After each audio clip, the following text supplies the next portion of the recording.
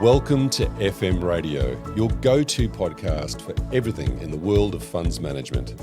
Whether you're an experienced advisor, a seasoned investor, or just starting your journey, we're here to break down the complex world of funds management, all in a way that makes sense. Each episode, we'll talk to the experts to get insights on everything from asset allocation to risk management and give you the inside track on how decisions are made. In this week's episode, we're talking about how to build a multi-asset portfolio with a tilt to income. For any advisor with clients who are approaching retirement, income is top of mind. So what's the strategy behind it all? Which funds get the nod and why? And who are the people who are driving the results? To help you get a sense of how Elston approaches it, Elston portfolio manager David Seager recently chatted with Ashley Burtenshaw from Barings about the Barings Liquidity Investment Strategy, which is often referred to as BLIS.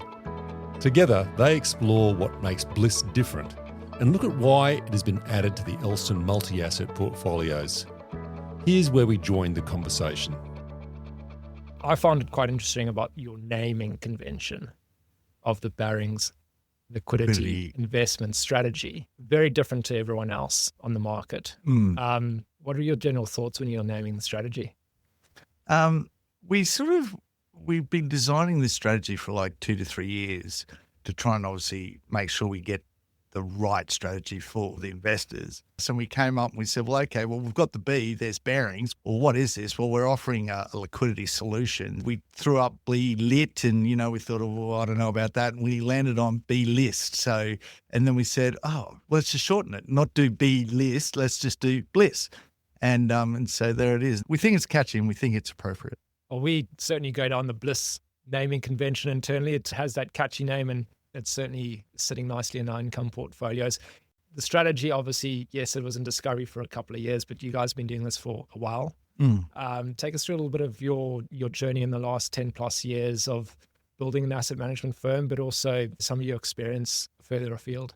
Yeah, so if I go all the way back to sort of, my background, I was actually raised in Brisbane, Redcliffe, in fact, where I went to school and then went to university locally. And, one of the things that my father sort of said to me is when I was, going to try and find what's the right passage, he said to me, well, if you're not unsure about what you're going to do, just do what you find's easy, when it comes to studying. And I said, well, I find maths easy, Dad. And he said, well, go do it. So I went and, studied science maths here at QUT.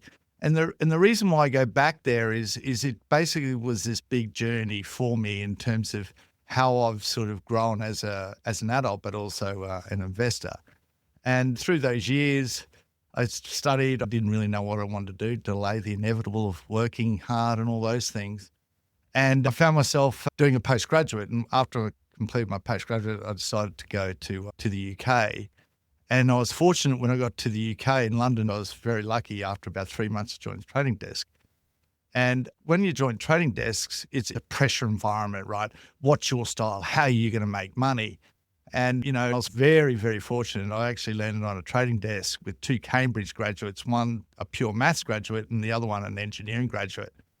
And, and I was just the junior tradee and just like, well, how are we going to make our money? And I always remember the head of the desk, he said, we're going to be the most predictable.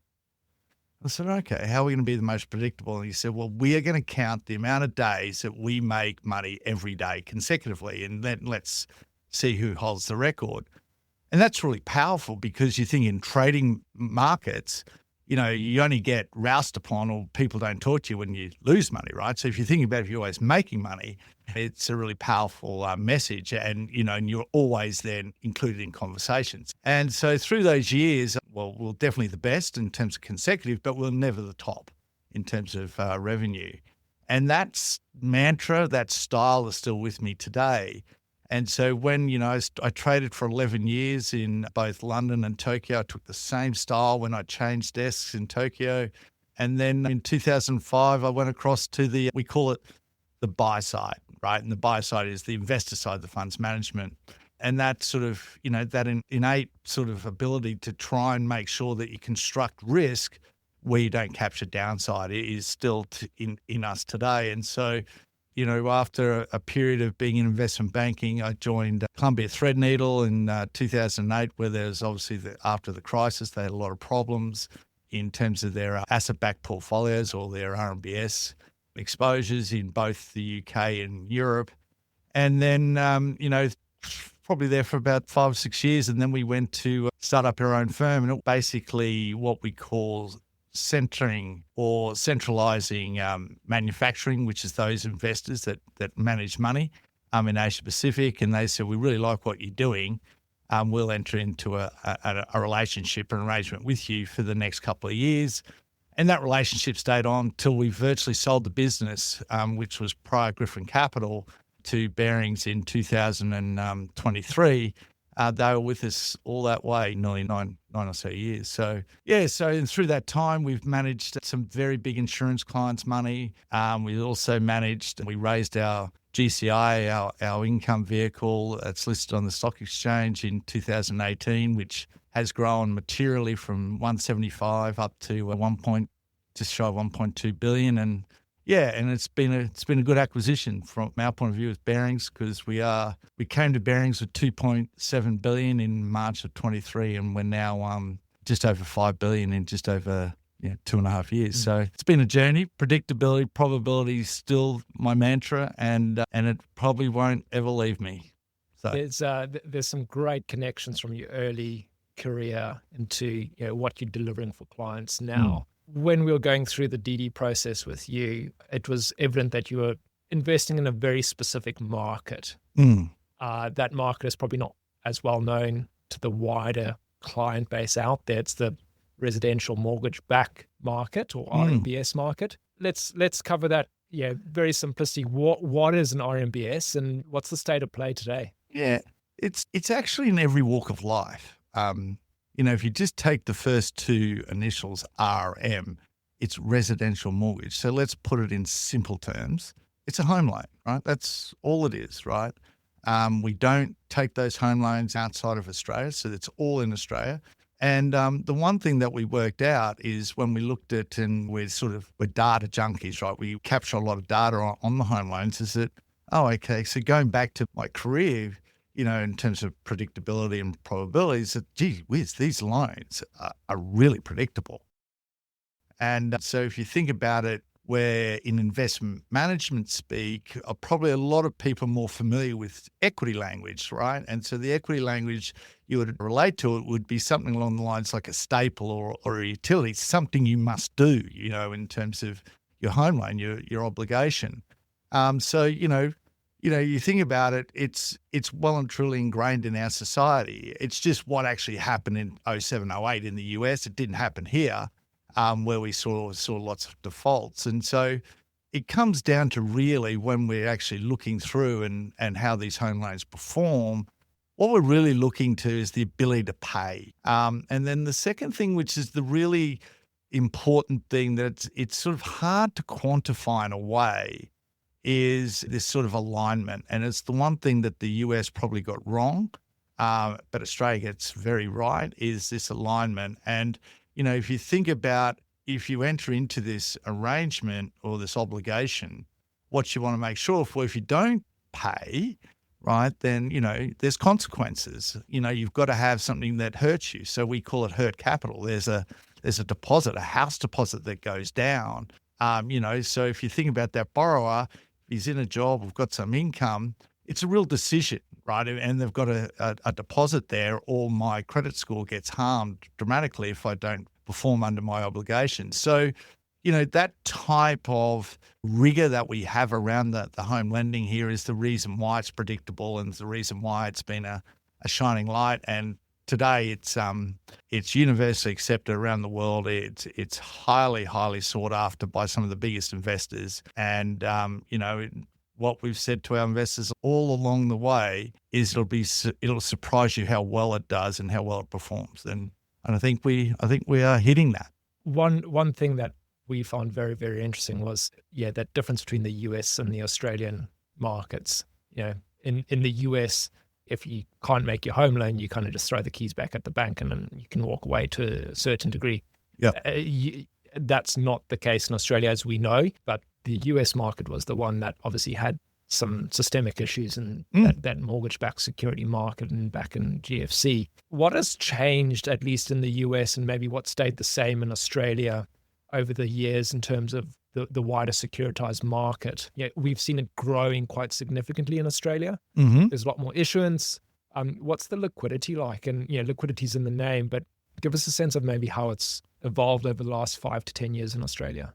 Yeah, it's a really good point. Australia's sort of gone from strength to strength in terms of their financial stability. And if you think about the Banking Royal Commission and some of the injustices that was actually undertaken by some of the big financial institutions, it's just made the fabric or the financial stability of our system, it's just got stronger and stronger. So if you think about systematic risk, it really has now been addressed because of the sort of the thoroughness in terms of the underwriting. It was funny that the US still to this day is non-recourse, right? It still hasn't got recourse in terms of to the borrower. But in Australia, given our performance has been, on show for everyone to see. I think in Australia, the biggest issue that we've had to deal with globally is, house prices and are they sustainable or unsustainable? And I guess the percentage of investor lending that sort of goes on has had the market quite concerned for many years. But it's like anything, right? Day after day, the data, it shows you that the probability of default and the performance of these bonds just keeps getting stronger and stronger. And then ultimately, the investors that left the asset class post the global crisis have now returned and returning in droves. And so now, sort of the Aussie is, I think, in terms of a jurisdiction, it's the second highest volume in the globe for mortgage backs. So it's been a bit of a ride. I think the US, learned from their mistakes. And I think one of the big things that they've learned is really the power of the documentation. There's obviously all those comments about ninja loans and whatnot. Full docs, people sitting down and filling out the form matters, right? People then understand what their obligations are. If you make it too quick and easy, give them, money, it doesn't become, they have the wrong sort of intent ultimately because they actually haven't sat down and understood their obligations. So they made some good advancements around that. But this asset class in Australia from a performance, when we say performance, we say the level of arrears or people behind in payments. This asset class in Australia is one of the top in the world. So it continues to do well. What are you guys trying to deliver from the strategy for investors? It's got a cash plus type of benchmark, but going a bit deeper than that, what are you trying to give people in terms of the return profile or, at the end of the day, the income coming off the strategy? So if you think about it, right, when you're offering liquidity and being true to label, what we've got to do is defend, right? Defend your capital. And then once you actually get that messaging across, you then got to look at the next thing. Well, okay, what am I getting compensated, for giving you my capital? And say, well, what we're here to do is to overcompensate you. Because think about it, David, you can actually get your money out the next day. Right. And so with anyone that's familiar with banking products, the longer you leave it with the bank, obviously the higher the return, the less time you've got availability to your money, the lower return. And so what we're trying to do is to overcompensate investors for their holding their capital that they can get readily available in the next day. And so that's been the entire messaging. And then, you think about it then, so that's the objective. So then what are the strengths? What drives this type of design?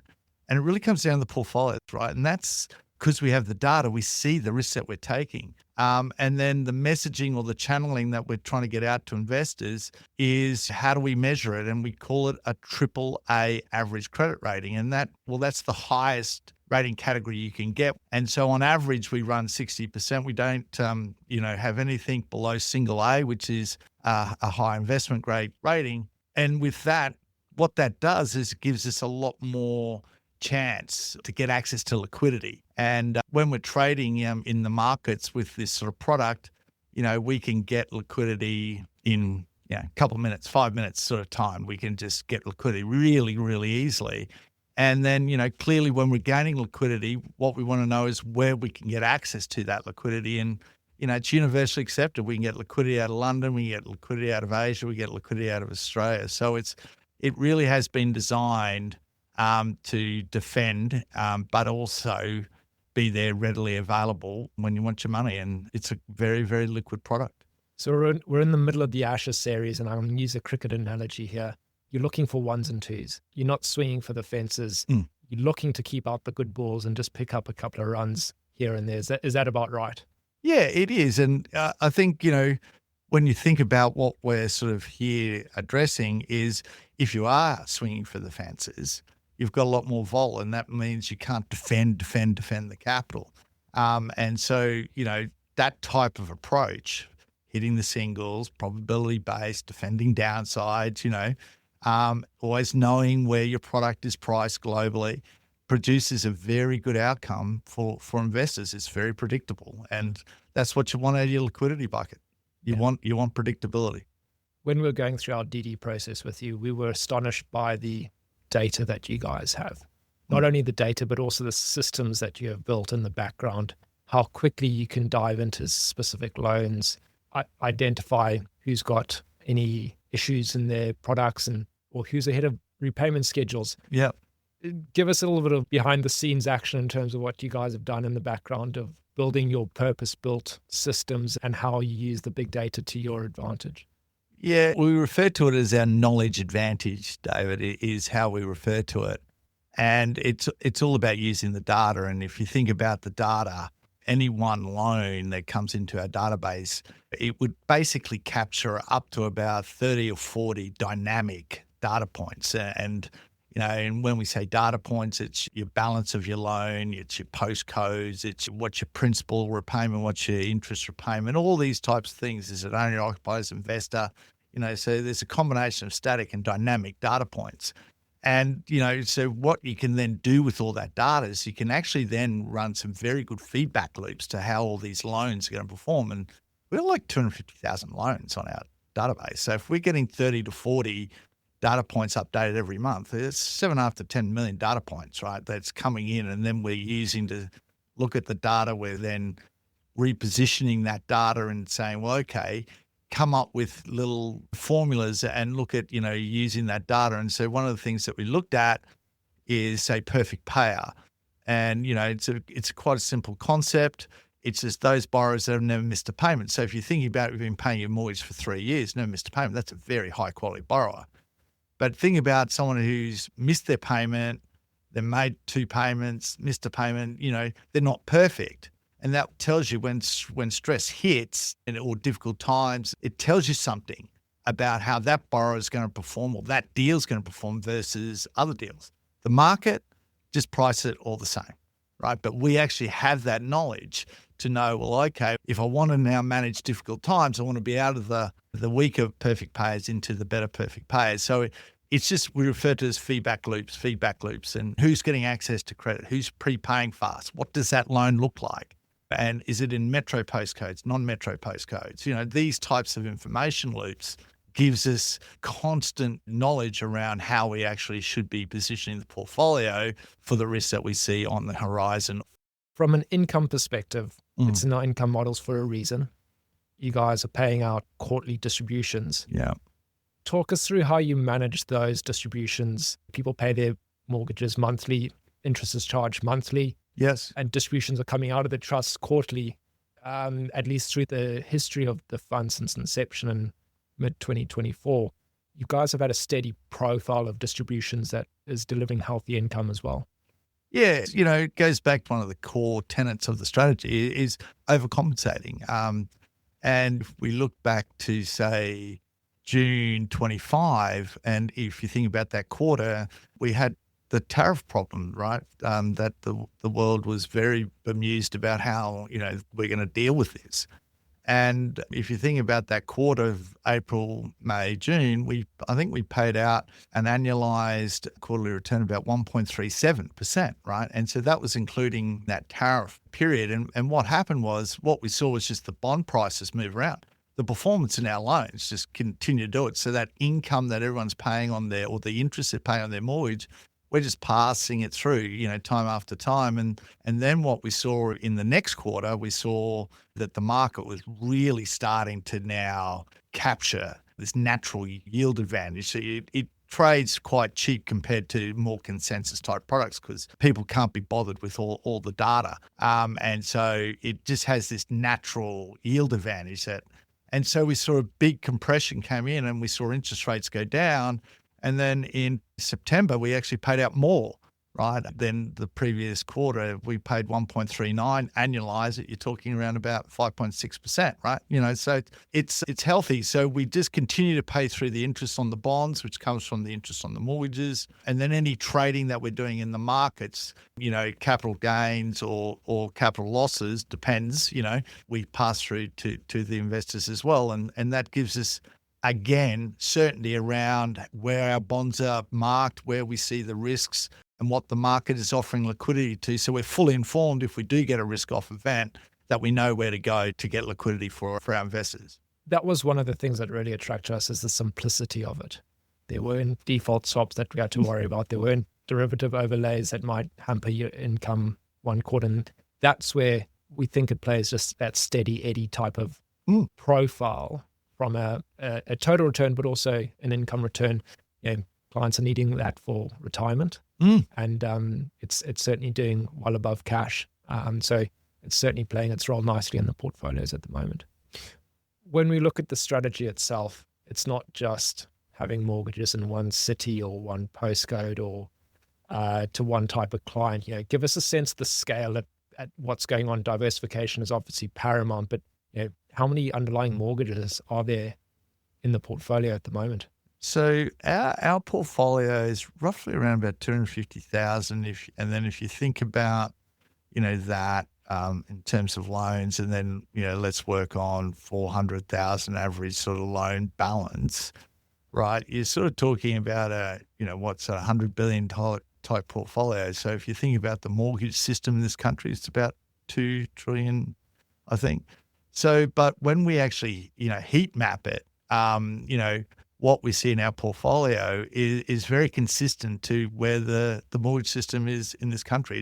It's heavily concentrated on the Eastern Seaboard, and we have representation in proportion in both South Australia, WA, Northern Territory, and Tassie. So, we're in the system, we're in the financial system of this country. And so what we got to do is make sure we don't get exposed to those areas which, have a lot more volatility, which is single industry towns and things like that. We've got to be really careful. Hence the data. We've got the postcode. We know all that information. And so therefore we can limit our exposures to those hotspots.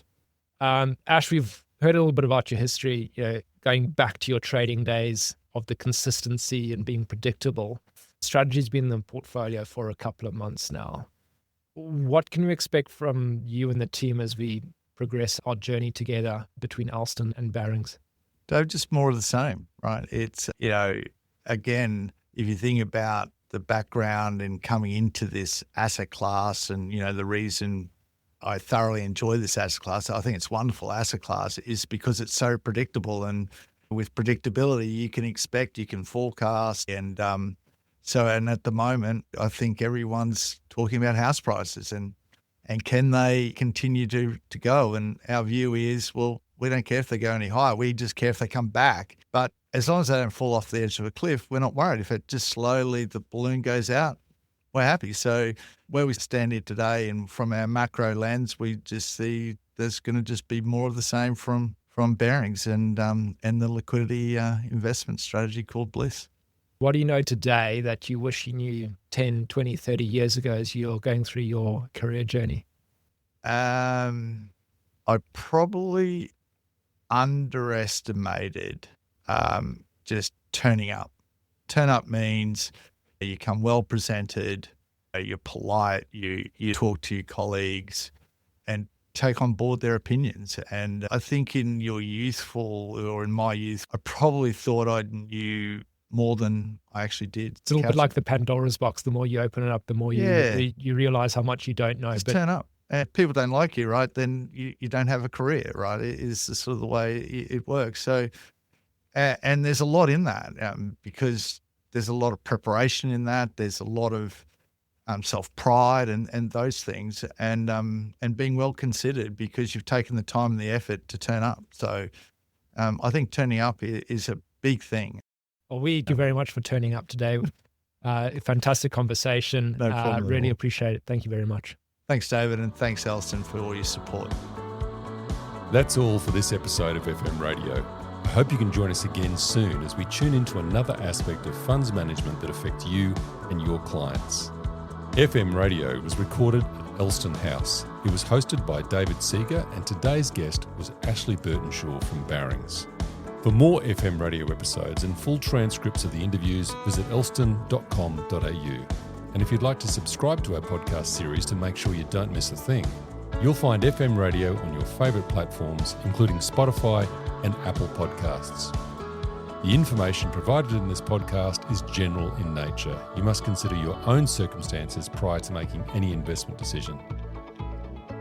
For more information, go to elston.com.au or speak to your financial advisor.